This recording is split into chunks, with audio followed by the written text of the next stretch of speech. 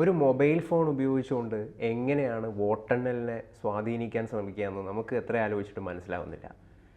ഇങ്ങനെ ഒരു കാര്യം റിപ്പോർട്ട് ചെയ്തിരിക്കുന്നത് മിഡ് ഡേ എന്ന് പറഞ്ഞൊരു പത്രമാണ്. ആ പത്രം പറഞ്ഞത് ശിവസേനയുടെ ഒരു MP വോട്ടെണ്ണലിനെ സ്വാധീനിക്കാൻ വേണ്ടി ശ്രമിച്ചു. എന്നാൽ ഇപ്പോൾ ആ റിപ്പോർട്ടടക്കം കോടതി കയറിയിരിക്കുകയാണ്. ഇതിൻ്റെ കൂടുതൽ വിശദാംശങ്ങൾ എന്തൊക്കെയാണ് സാർ? ഇത് ജൂൺ 16 മുംബൈയിലെ അറിയപ്പെടുന്ന പത്രമാണ് ഈ മിഡ് ഡേ എന്ന് പറയുന്നത്. ജൂൺ 16 അതിൻ്റെ അകത്ത് ഒരു മണ്ടനായ ലേഖകൻ ഇങ്ങനൊരു റിപ്പോർട്ട് പ്രസിദ്ധീകരിച്ചിരുന്നത്. അത് ഞാൻ അന്ന് തന്നെ വായിച്ചിരുന്നതാണ്. അത് ഒരു സാധ്യതയില്ലാത്ത കാര്യമാണ് ആ റിപ്പോർട്ടിൽ പറഞ്ഞിരിക്കുന്നതെന്ന് വളരെ വ്യക്തമായിരുന്നു. കാരണം റിപ്പോർട്ടിൽ പറഞ്ഞത് എന്താണെന്ന് വെച്ച് കഴിഞ്ഞാൽ ഒരു സ്ഥലത്ത് വോട്ടെണ്ണൽ കൗണ്ടിങ് കേന്ദ്രത്തിൽ വോട്ടെണ്ണിക്കൊണ്ടിരിക്കുന്നു. അപ്പോൾ ഇയാൾ ശിവസേനയുടെ, അതായത് BJPയുടെ കൂടെ നിൽക്കുന്ന ശിവസേന ഉണ്ടല്ലോ, അതിൻ്റെ MP രവീന്ദ്ര വൈക്കർ ഇപ്പം MP ആണ്. ഈ സംഭവം നടക്കുമ്പോൾ സ്ഥാനാർത്ഥിയാണ്. ഈ സംഭവം നടന്നുകൊണ്ടിരിക്കുമ്പോൾ അദ്ദേഹം വോട്ടെണ്ണൽ കൊണ്ടിരിക്കുമ്പോൾ പിന്നാക്കം പോവുകയാണ്. റിപ്പോർട്ടിൽ പറയുക. അങ്ങനെ പിന്നാക്കം പോകുമ്പോൾ ഇങ്ങേര് മൊബൈൽ ഫോൺ ഓൺ ചെയ്തിട്ട് EVM മെഷീനുമായിട്ട് കണക്ട് ചെയ്തിട്ട് ഒരു OTP കിട്ടിയിട്ട് ആ OTP വഴി ഈ വോട്ടെണ്ണലിനെ സ്വാധീനിച്ചു എന്നാണ്. ഒറ്റയടിക്ക് തന്നെ മണ്ടത്തരാണത്. അത് ആ പത്രത്തിൽ എങ്ങനെയാണ് പ്രസിദ്ധീകരിച്ചത്? കാരണം ഒരു പ്രിന്റ് മീഡിയ ആണത്, അച്ചടി മാധ്യമം. ലൈവ് പോകുമ്പോൾ ആളുകൾ മണ്ടത്തരം പറഞ്ഞു എന്നൊക്കെ വരും. പക്ഷേ ഒരു അച്ചടി മാധ്യമത്തിൽ ഇത് 4-5 കൈകളിൽ കൂടി എഡിറ്റ് ചെയ്ത് തലക്കെട്ട് നോക്കി പരിശോധിച്ചൊക്കെയാണ് പോകുന്നത്. ഇത് അതിൽ പ്രസിദ്ധീകരിച്ചു വന്നു. അപ്പോൾ ഇത് ആ റിപ്പോർട്ടിൽ പറഞ്ഞിരുന്നത് മങ്കേഷ് പാണ്ഡിൽക്കർ എന്ന് പറഞ്ഞ ആൾ, ഈ MP-യുടെ ബന്ധു മങ്കേഷ് പാണ്ഡിൽക്കർ എന്ന് പറഞ്ഞ ആൾ EVM ഇങ്ങനെ അൺലോക്ക് ചെയ്തു എന്നാണ്. ഈ OTP ഒക്കെ വരുത്തി അൺലോക്ക് ചെയ്തു വോട്ടെണ്ണുമ്പോൾ. ജൂൺ 4 ആയിരുന്നല്ലോ വോട്ടെണ്ണൽ. അന്ന് ആദ്യം വൈക്കർ ഈ പറഞ്ഞ പോലെ പിന്നിലായിരുന്നു. അത് കഴിഞ്ഞ് ഇതേ ഫോൺ ഉപയോഗിച്ചിട്ട്, ഇത് ഈ MP-യുടെ ഫോണാണെന്നാണ് പറയുന്നത്, ഇതേ ഫോൺ ഉപയോഗിച്ചിട്ട് ദിനേശ് ഗൗരവ് എന്ന് പറഞ്ഞൊരാൾ വേറൊരു പണി ചെയ്തതായിട്ടും പറയുന്നുണ്ട്. Dinesh Gaurav electronically transmitted postal ballot system OTP വഴി സ്വാധീനിച്ചു എന്നാണ്. ഈ ഇലക്ട്രോണിക്കലി ട്രാൻസ്മിറ്റഡ് ETPB സിസ്റ്റം എന്ന് പറയുന്നത് എന്താണെന്ന് വെച്ച് കഴിഞ്ഞാൽ ഈ സൈനികരൊക്കെ ഇല്ലേ, സർവീസസിലുള്ള ആളുകൾ, അവരുടെ വോട്ട് ഇങ്ങാണ്. അവരുടെ വോട്ടിംഗ് എന്ന് പറയുന്നത് ശരിക്കും പേപ്പർ ബാലറ്റാണ്. അതെന്താണെന്ന് വെച്ച് കഴിഞ്ഞാൽ ഇലക്ഷൻ കമ്മീഷൻ അവർക്ക് ഇമെയിലിൽ അയച്ചു കൊടുക്കുക. എന്നിട്ട് അവർക്ക് മാത്രം ഈ എൻക്രിപ്റ്റഡ് ആണ്, മെസ്സേജാണ്, അവർക്ക് മാത്രം അവരുടെ പാസ്വേഡ് ഉപയോഗിച്ചിട്ട് തുറക്കാവുന്ന ഇതാണ്. അത് കഴിഞ്ഞ് അവർ ആ കടലാസ് ഡൗൺലോഡ് ചെയ്യണം, ബാലറ്റ്, എന്നിട്ട് അവർ വോട്ട് ചെയ്തിട്ട് തിരിച്ചയക്കുക എന്നുള്ള സിസ്റ്റമാണ്. അത് ഇവിടെ അല്ല ചെയ്യുന്നത് ഈ കൗണ്ടിങ് സ്ഥലത്ത്. പക്ഷെ കൗണ്ടിങ് സ്ഥലത്ത് ആദ്യം എണ്ണുന്നത് ആ ബാലറ്റാണ്, പോസ്റ്റൽ ബാലറ്റ് എന്നൊക്കെ പറയുന്ന പോലത്തെ സാധനമാണിത്, സർവീസ്. അതും ഇങ്ങനെ ഈ ഫോൺ ഉപയോഗിച്ച് OTP ഉണ്ടാക്കി അതിലും കൃത്രിമം വരുത്തിയെന്നും കൂടി ഈ റിപ്പോർട്ടിൻ്റെ അകത്ത് ഉണ്ടായിരുന്നു. ഞാൻ പറഞ്ഞല്ലോ ഇതിൻ്റെ സിസ്റ്റം, ആ സിസ്റ്റം ആയതുകൊണ്ട് അതിൻ്റെ അകത്ത് OTP ജനറേഷൻ്റെ കാര്യമേ വരുന്നില്ലല്ലോ. അവർ കടലാസ് കൊണ്ട് വോട്ട് ചെയ്തത് എണ്ണുന്ന പരിപാടിയല്ലേ. രാവിലെ ആദ്യമേ എണ്ണുന്ന ഇതാ. ഈ റിപ്പോർട്ടിൽ പറഞ്ഞിരുന്നത് അവസാനം അത് എണ്ണി എന്നാണ് പറഞ്ഞിരുന്നത്. അത് തന്നെ മണ്ടത്തര.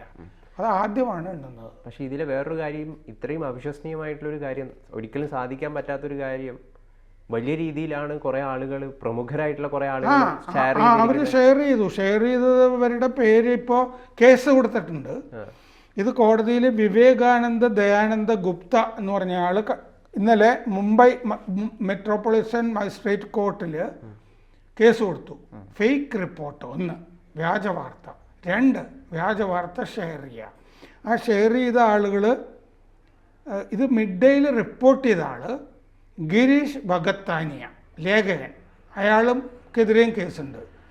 രാജ്ദീപ് സർദേശായി, ഇന്ത്യ ടുഡേ, ശിവസേനയുടെ സുപ്രിയ, മറ്റേ എതിർ BJP വിരുദ്ധ ശിവസേനയുടെ MP Priyanka Chaturvedi, NCP MLA Jitendra Awhad, Congress social media cell മേധാവി സുപ്രിയ ശ്രീനാഥൻ, ആപ്പിൻ്റെ യൂട്യൂബ് നടത്തിക്കൊണ്ടിരിക്കുന്ന ആള് ധ്രുവ് റാട്ടി, മുമ്പ് അവൻ ആപ്പിലായിരുന്നു, ധ്രുവ് റാട്ടി ജർമ്മനി പോകുന്നതിന് മുമ്പ് ആപ്പിന് വേണ്ടി ഈ പരിപാടികൾ വീഡിയോകൾ ചെയ്തുകൊണ്ടിരുന്ന ആളാണ് ധ്രുവ് റാട്ടി. കോൺഗ്രസ് നേതാവ് സരൾ പട്ടേൽ, ഒരു അർപ്പിത് ശർമ്മയുടെ പേരും കാണുന്നുണ്ട് പ്രതിസ്ഥാനത്ത്.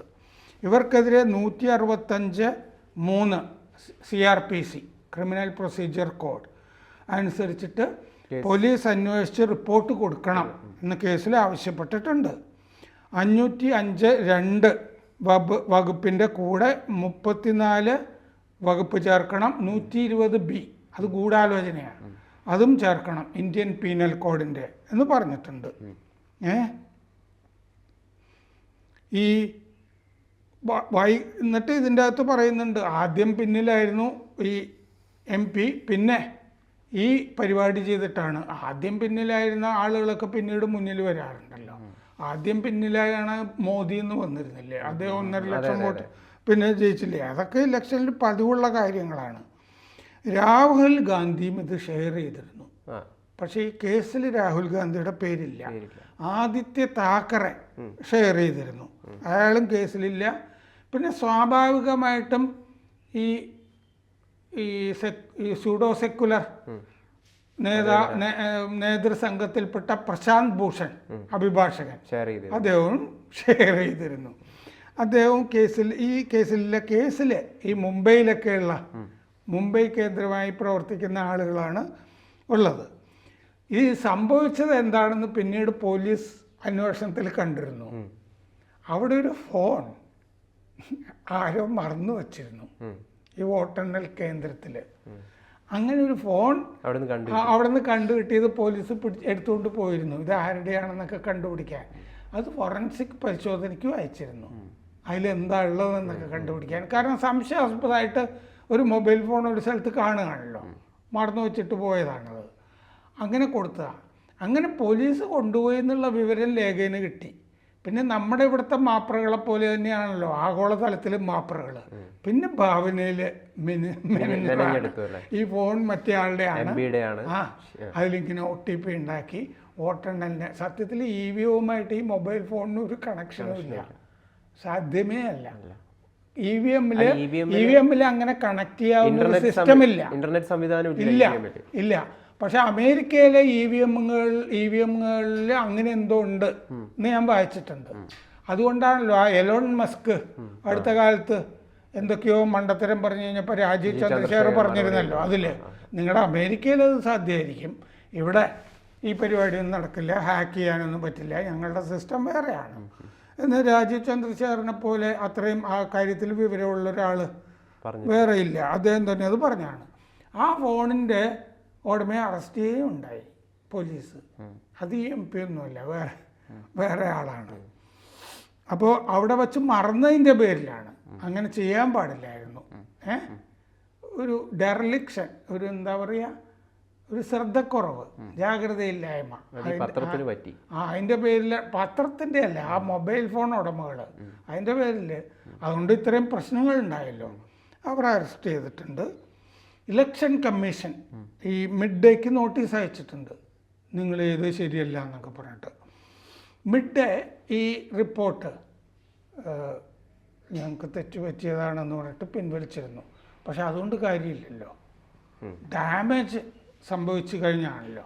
ഇപ്പം എനിക്ക് മാനനഷ്ടം ഉണ്ടാക്കി ഒരു റിപ്പോർട്ട് പ്രസിദ്ധീകരിച്ച ശേഷം അത് പിൻവലിച്ചിട്ടേ അത് കുഴപ്പമില്ല, ഞങ്ങൾ പിൻവലിച്ചാണ്, മാനനഷ്ടം നിങ്ങൾക്കില്ല എന്ന് പറഞ്ഞാൽ ശരിയല്ലല്ലോ. കാരണം കുറേ ആളുകൾ, ലക്ഷക്കണക്കിന് ആളുകൾ വായിക്കുന്നതല്ലേ ഒരു പത്രം. ആളുകൾ മുഴുവൻ അത് മനസ്സിലാക്കി പലതരത്തിലുണ്ടാവും. ഈ തിരുത്തിയത് കണ്ടിട്ടുണ്ടാവില്ല. എല്ലാ ദിവസവും ആളുകൾ പത്രം വായിക്കുന്ന എന്നൊന്നുമില്ലല്ലോ.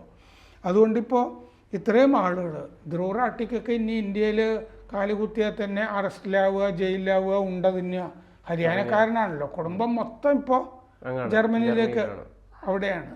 കാരണം പണം ധാരാളം കിട്ടുന്നതായിട്ട് പറയുന്നുണ്ട്. പക്ഷെ അദ്ദേഹം അവതാരകനാണെന്നാണ് എൻ്റെ അറിവ്.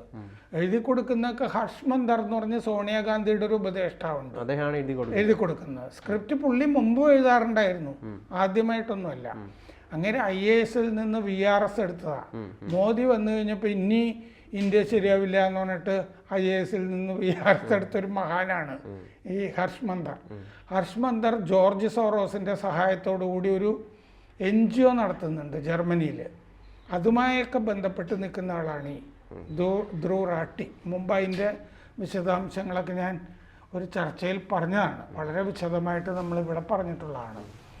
അപ്പോൾ ആ ധ്രുവ് റാട്ടിക്ക് അവിടെ ജർമ്മൻ മാധ്യമങ്ങളിലൊക്കെ എഴുതാനൊക്കെ അവസരം കൊടുത്ത ഒരാൾ കശ്മീർ തീവ്രവാദിയായിട്ട് ഇപ്പോൾ ജയിലിൽ തിന്നുന്നുണ്ട് ഓൾറെഡി. NIA 2 കൊല്ലം കഴിഞ്ഞ കൊല്ലം പിടിച്ചിട്ട്, കഴിഞ്ഞ കൊല്ലം ഓഗസ്റ്റിലാണെന്ന് തോന്നുന്നു. അവിടുത്തെ ഔദ്യോഗിക ഒരു പ്രസിദ്ധീകരണത്തിൻ്റെ തന്നെ എഡിറ്ററായിരുന്നു. അതിൽ ഈ ധ്രുവ് റാട്ടിയെ കൊണ്ട് ലേഖനമൊക്കെ എഴുതിക്കുമായിരുന്നു. അപ്പോൾ അതാണ് ഈ ടൂൾ കിറ്റുകളുടെയൊക്കെ ഒരു പശ്ചാത്തലം. ഈ ജോർജ് സോറോസുമൊക്കെ ആയിട്ട് ബന്ധപ്പെട്ടുള്ള പരിപാടികളാണ് പലതും ഈ ഇങ്ങനെ നടന്നുകൊണ്ടിരിക്കുന്നത്.